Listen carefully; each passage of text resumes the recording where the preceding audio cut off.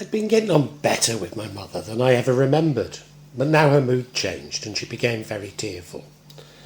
Yes, her health was deteriorating, but this was the signal for the plan to be put into action, a plan that I wasn't a party to.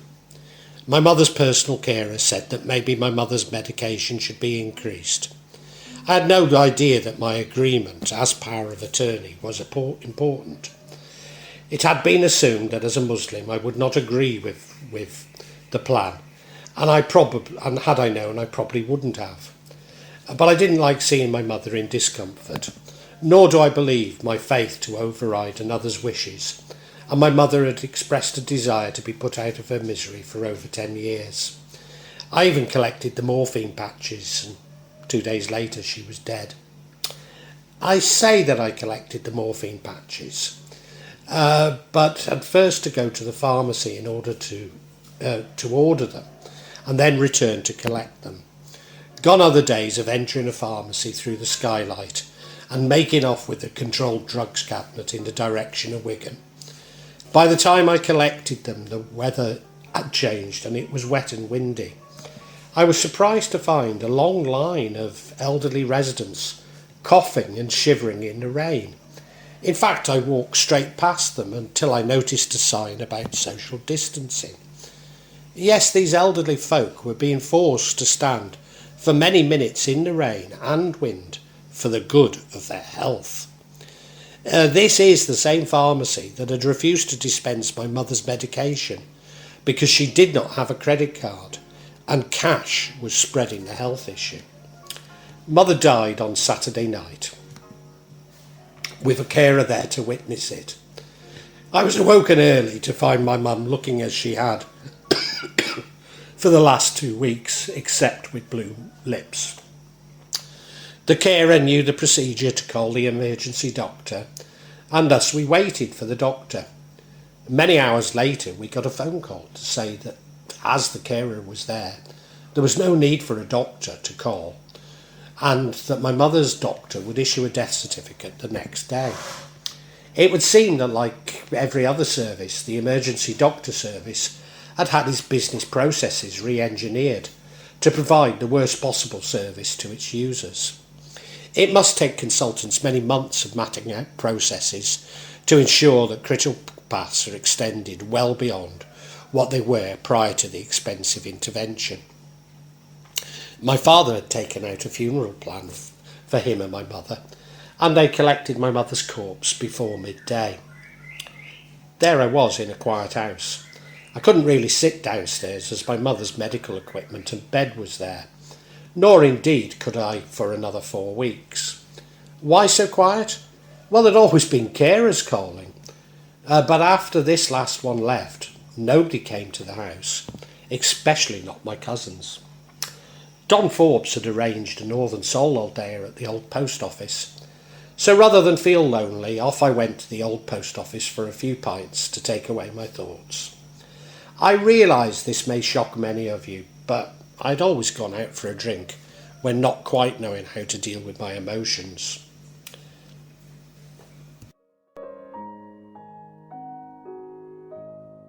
I'd worked out my mother's betrayal prior to the funeral, but I wanted everyone to have a good memory of her, and only let it be known that I had always called her on the phone, not that anyone believed me.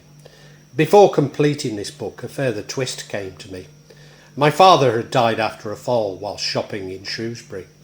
The geriatrician at Shrewsbury Hospital decided that my father should go on the Liverpool care pathway and was sent to Whitchurch Cottage Hospital to die. My father managed to get a message to me that he was being starved and given only morphine, and thus I phoned Whitchurch. Maybe it was because I was calling from Indonesia and clearly concerned, but my father was sent back to Shrewsbury. I only discovered this when I called Whitchurch to speak to him again. I tried to speak to my father twice at Shrewsbury Hospital, but was kept waiting so long on each occasion. The credits on my mobile phone were gone. Eventually Dad was released home, but the starvation and dehydration had done its harm, and he was in bad shape. He fell once more and was remitted back to Shrewsbury. Although the operation was successful, he never recovered from it. Like when my friend Nicky died, I was aware of when Dad had died and got little sleep that night. But whilst my father was at home, I wanted to speak to him. My mother said that he was asleep and didn't want to wake him. I now believe this was another of her lies. So my father died thinking that I could not be bothered to speak to him after we spoke when he was in Whitchurch. He may even have told my cousins this, which would explain their frosty attitude at his funeral. I'm so sorry, Dad. I have to conclude that we never had the relationship we should have, as we've both been manipulated by Mum, just as my partner has always interfered with my relationship with Branwell. Strangely for a male, I'd always loved my dad more than my mum, and this made her extremely jealous. She'd even told those who would listen that my dad made her work, taking me away from her, just as my partner had said about me. But in the context of Branwell, maybe I can see that it saved him from some narcissistic abuse and manipulation. Whilst I realised the plot for my mother to die as she wished, I only realised the significance of my power of attorney when I came to write about it. The doctor will have spoken to my mum's carer and manager of the carers, but it was known that I had power of attorney. Thus my cousins got dragged in. But even with the restrictions of the health crisis, it was felt essential for me to give my approval in person. Not least as a Muslim, nobody trusted me. This resulted in me being put through 6 months of incredible anguish and huge expense, as the doctor, who I have to say was a lovely woman, had to cover her back in this litigious age. In much the same way, I had to sign a statement saying that I was happy with my father's care at Shrewsbury Hospital, only later realising that he'd been on the Liverpool care pathway. This is the reality of the NHS in Britain today, a reality that we all must at some time face. An NHS which, like the passport service, has been stripped of its very soul, in this case its Hippocratic oath, as more and more core services has been privatised, although this privatisation is called reorganisation and streamlining. Again, I cannot be alone in recognising that everything now has been rebranded to mean the exact opposite of what it actually is. A great example being stakeholder capitalism, which really means neoliberalism applied to the political and social domains. I understand that health is now highly regulated, and especially during a health crisis. So the doctor was simply following procedures. This, along with my mother's problems, highlights how completely irresponsible the reaction of the health issue was, and it's now becoming obvious inappropriate, especially when there was no acknowledgement of compassionate grounds for relaxation. Indeed, for me, this breached the social contract between government and its citizens, and for me at least, there is no turning back. The strange thing about this power of attorney is that for many years my parents would gang up on me, threatening to take my power off me, as though it really mattered to me. Of course, it was a hollow threat, as there was no one else they could call on. They seemed to think that this was there to ensure that they would be looked after when they got older. Was this a device to get me to return with Maddie to care for them? I think so. But they could have picked up on there being some issues related to the power of attorney in the future. The attorney will be able to decide if the donor should receive healthcare treatment, not receive a particular healthcare treatment, stop receiving a particular healthcare treatment. The NHS website giving power of attorney.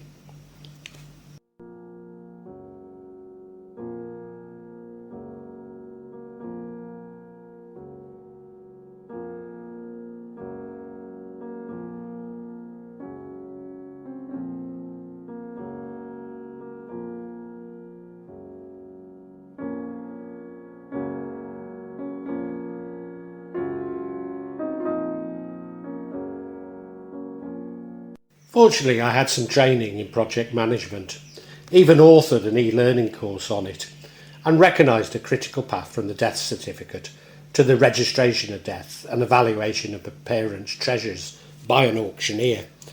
Well, I waited for nearly a week for the death certificate, meaning that it was 2 weeks before I got the registration of death.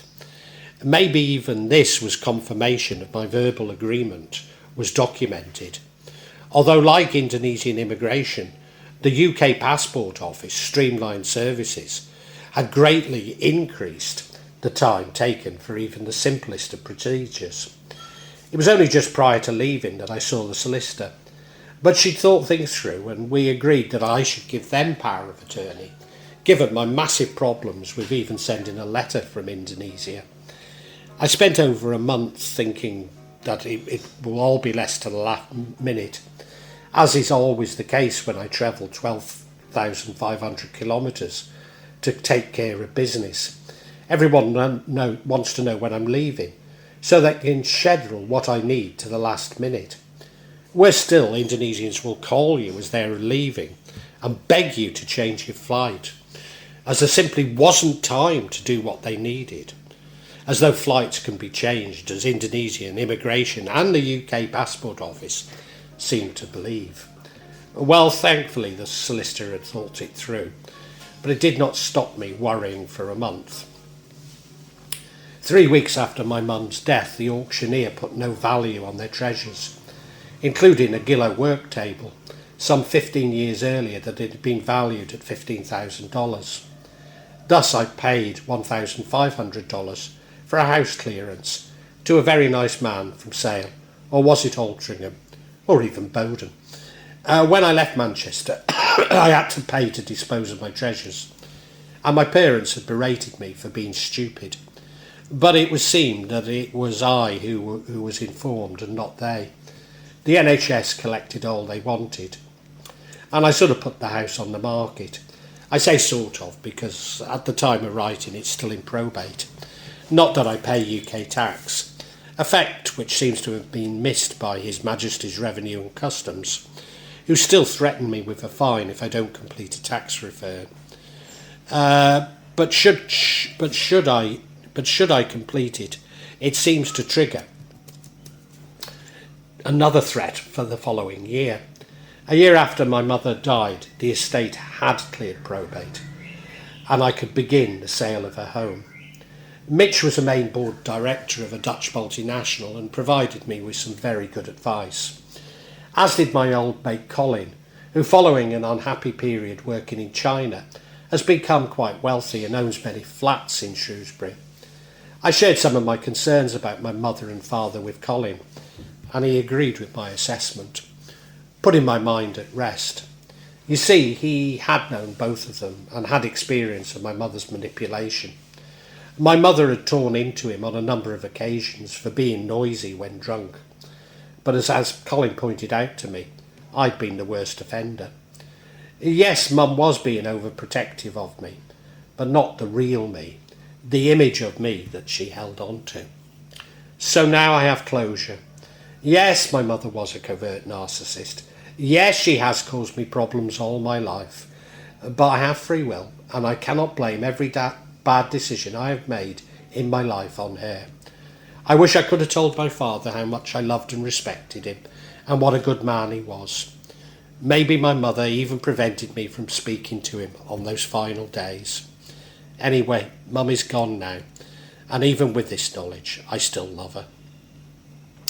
Of course, waiting on others, I was unable to get to Burton or Manchester, despite having much to do. I also spent many hours in my mother's house, mostly in my small bedroom, with no one visiting, even to pay respects. Indeed, my family didn't speak to me at the funeral, and I have to conclude that we will never meet again.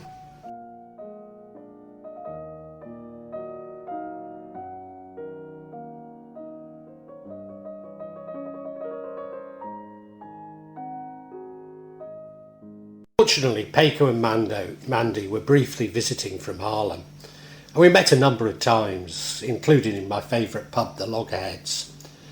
Despite being the pub that remains the most unchanged in Shrewsbury, when one hasn't visited in many years, even those minor changes are somewhat disagreeable. Nevertheless, it's still my favourite and enjoyed many happy early evenings in it. There was a mods night on at the Old Red Barn, not far from my mother's house, and Mandy arranged for us to meet with Dave and Kipper, not least as it was Mandy and Pecos' last night in Shrewsbury. But Kipper had caught the dreaded health issue at a Northern Soul weekender in Bamberg and was self-isolating, which is why he hadn't visited me. Despite DJing at mod events in Jakarta, I'm not really a fan of mod nights, but it was lovely to see Peiko and Mandy, probably for my last time. It was outside that old red barn that I had soiled myself many years ago, and now understand that this was definitely associated with a black magic attack. Well, I fared little better this night. Maybe I needed to let up steam, but I ended up very drunk. Of course, it was an extremely stressful time for me, not helped by those who were meant to be there for me, and I needed to release it. I remember leaving the pub but not walking home. I awoke the next morning covered in blood, including my clothing. Judging by the cuts to my face, I must have fallen. Maybe it was when the cold air hit me. I've no idea. You're not drunk if you can lie on the floor without holding on. Dean Martin. My face was such a mess I had no desire for any more merriment. I attended Shrewsbury Masjid for the last time and was told off twice. It even been suggested that if I didn't understand Islam, I only had to ask. Ask what? I'm a devout Muslim from the largest Muslim country in the world, and I was expected to ask advice from Muslims from the very communities who had harboured grooming gangs. Ah well, I'll never return. My last visit to St. Chad's was more joyful, if somewhat sad.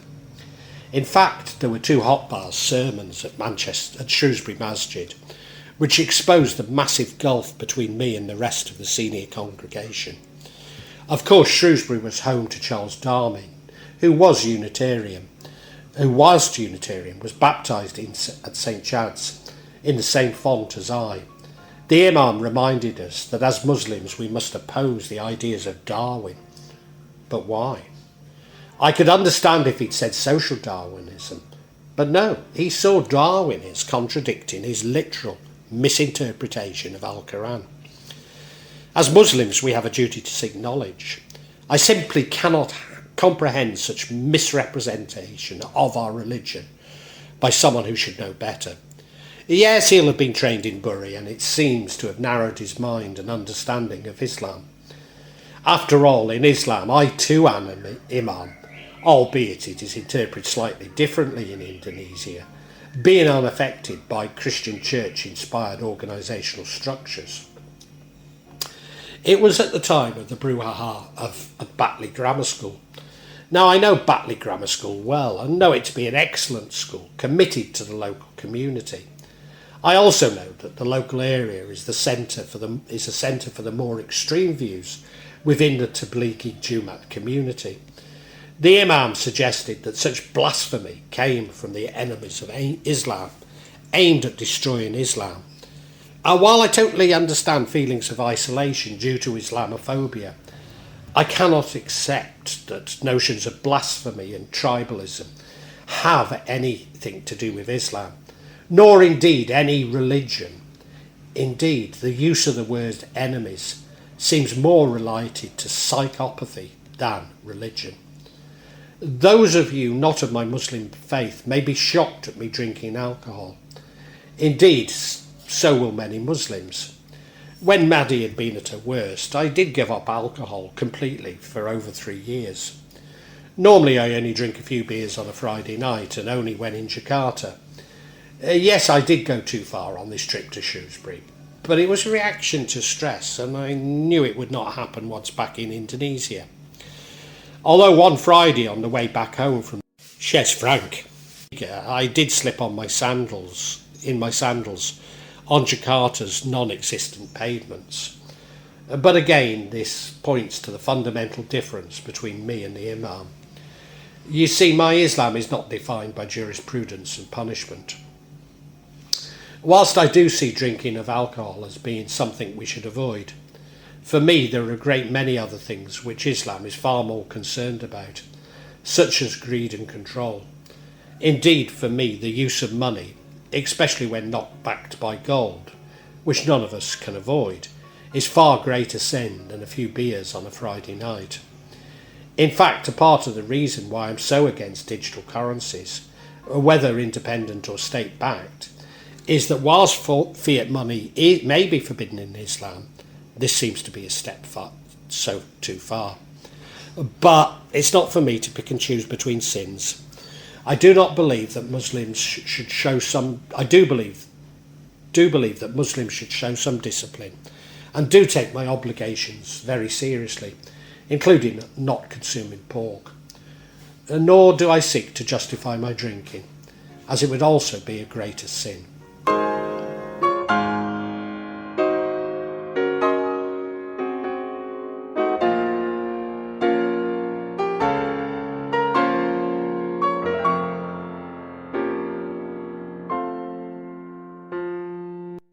Despite getting no help whatsoever, everything went well. The funeral was good despite nobody speaking to me. We had to stand outside for the pub to open for the wake, but as a result of the health crisis, most pubs now have open for limited hours.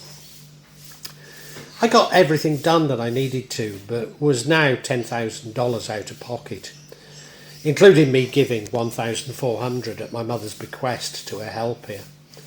Maybe $10,000 is not much to my readers, but around 8 months' living expenses here in Indonesia. Whilst in the UK there were rail strikes, and I kept checking the date of my departure was fine, and it was. All was planned, and I was glad to be leaving, albeit for the last time. Although on the day of my departure, 2 crucial trains disappeared from the Transport for Wales schedule. I think maybe they were simply full and I could have jumped on one, but I dare not take the chance. I even spent nearly an hour at Style Station, rather than risk changing at Crewe or Manchester, as if anything went wrong, a taxi from Style would be affordable. Nothing did go wrong. I arrived 6 hours early at Manchester Airport, when they advised 4.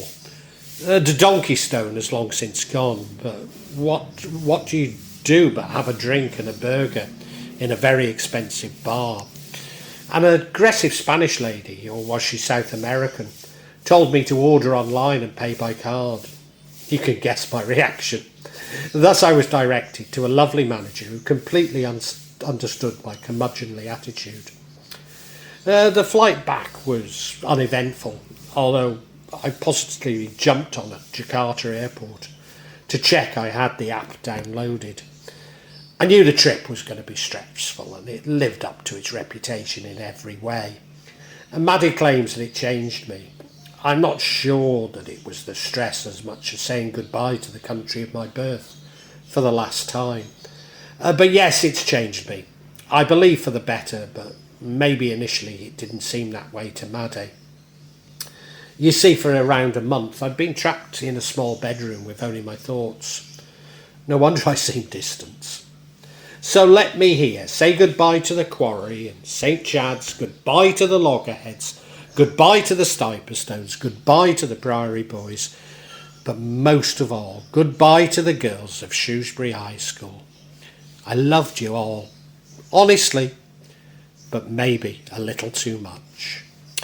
High the veins of Shrewsbury Glen, islanded in Severn Stream, the bridges from steep crest cross the waters east and west. The flag of morning, conquered state, enters the English gate. The vanquished eve, as night prevails, blessed upon the road to Wales. Ages since the vanquished bled round my mother's married bed. There the ravens feasted far about an open house of war. When the Severn down to Buildwas ran, coloured with the death of man, couched her brother's grave, that Saxons got me on the slave. And that's A. Houseman's A Shropshire Lad. And now in this chapter I have mentioned real people using their real names, and I hope they won't be offended. But in general I want you to know that this is a novel, a yarn, and any resemblance to other real characters is purely unintentional.